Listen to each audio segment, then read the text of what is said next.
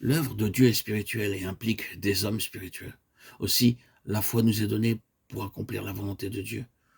Nous ne trouverons jamais la foi pour accomplir nos plans, mais uniquement pour ceux de Dieu.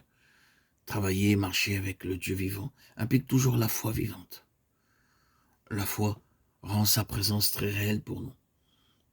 Si ce à quoi nous sommes occupés ne procède pas de lui, si ces choses n'ont pas leur origine dans les cieux, dans le cœur même de Dieu, notre foi demeure mentale. La foi devient vivante quand nous travaillons selon le plan divin et collaborons avec le Seigneur pour sa réalisation. La volonté de Dieu, la foi et l'obéissance vont ensemble. Elles forment un tout spirituel inséparable.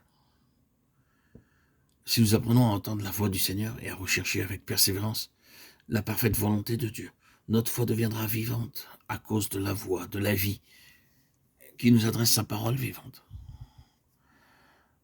La foi vient de ce que l'on entend, et ce que l'on entend vient de la parole de Christ. Romains 10, 17.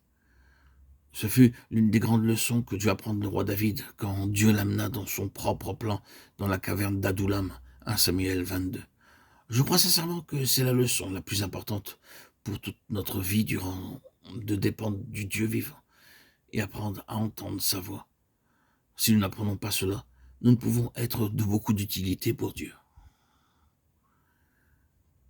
Le prophète avait été introduit dans cette vision par la volonté souveraine de Dieu. Élie à cette vision, une chose impossible. Fils de l'homme, ces os pourront-ils revivre? Ézéchiel 37, 3.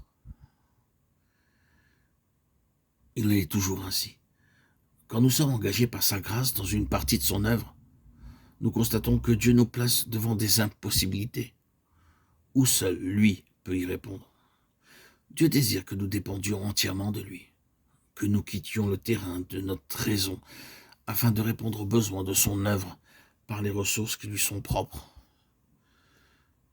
Dieu est opposé à ce que nous utilisions le potentiel de nos ressources humaines, mais également à faire appel au usage des principes de ce monde pour ce qu'il veut faire, que ce soit sur un plan personnel ou pour les nécessités de son œuvre.